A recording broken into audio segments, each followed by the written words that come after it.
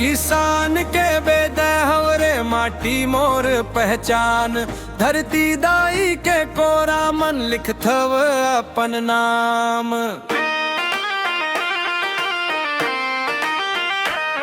किसान के बेदहवरे माटी मोर पहचान, धरती दाई के कोरा मन लिखथव अपन नाम। और बिहनिया सूरज निकले सोना किरण बगाराए, मुर्गा बांग दे खेत किनारे नवा बिहान ले आए। नांगर पैना जुआड़ी धर के निकल पड़ाव में गाँव, धरती दाई के सेवा करके बढ़ा थो करमान। किसान के बेदहवरे माटी मोर पहचान, धरती दाई के कोरा मन लिखथव अपन नाम।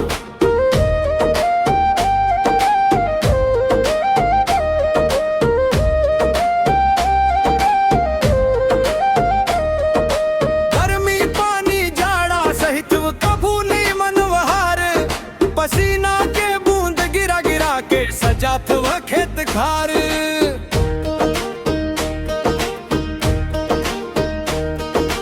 काला माटी सोना बनते मेहनत के बल पाए, धरती दाई हासत दिखते जब फसल लहराए।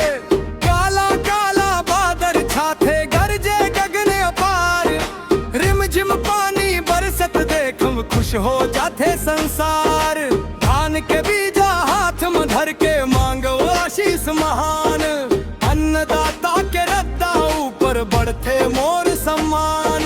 रोपा रोपव रे संगी हो रोपा रोपव रे, हरियर सपना बोवव संगी खुश के बीजा रोपव रे।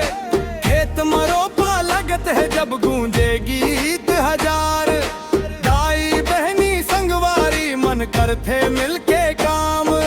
मांदर बाजे झांझ बजाए गूंजे मया के तान, एकजुट हो गांव के लोगन बढ़ते सबके मान। किसान के बेदहवरे माटी मोर पहचान, धरती दाई के कोरा मन लिखथव अपन नाम।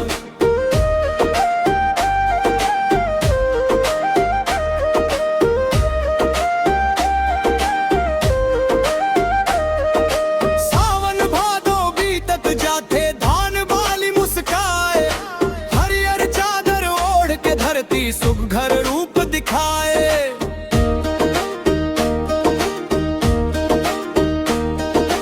हवा चले जब खेत ऊपर लहर लहर इतराए।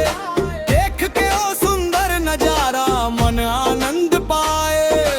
दुनिया खाते मोर उगायन ये मोर बड़े गुमान, धरती दाई के सेवा करके पाथव सच्चा मान। महल अटारी चाहे नहीं होवे मन नहीं अभिमान, मेहनत मोर सबसे बड़े धन यही मोर पहचान। ब्रिज नहीं डरव में आंधी पानी ले नहीं डरव दुख भार, धरती दाई संग रहते मोर अटूट व्यवहार। जे दिन खेत मन जाथव संगी खुश हो जाते रान, माटी के खुशबू मन बसते मोर पूरा संसार।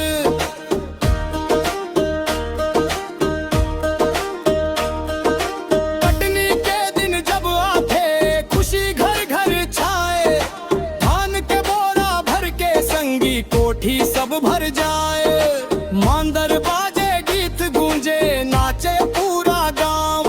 मेहनत के फल मिलत देख के हासी सबके ठाव, कोरस जे किसान के गूंज उठे गांव गांव के पार। अन्नदाता के महिमा गाथा गावे ये संसार।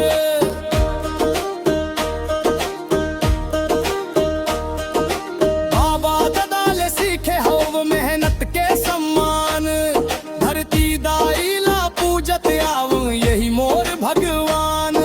मोर हाथ के रेखा मन लिखे खेत खार के काम, किसानी मोर शान हवे किसानी मोर नाम। जैन दिन फसल लहरा थे मन मन उमंग समाए, धरती दाई के आशीष दे के अंकी भर भर आए। गरीब सही फिर मेहनत वाला यही मोर अभिमान। ਪਹਿਚਾਨ ਧਰਤੀ ਦਾ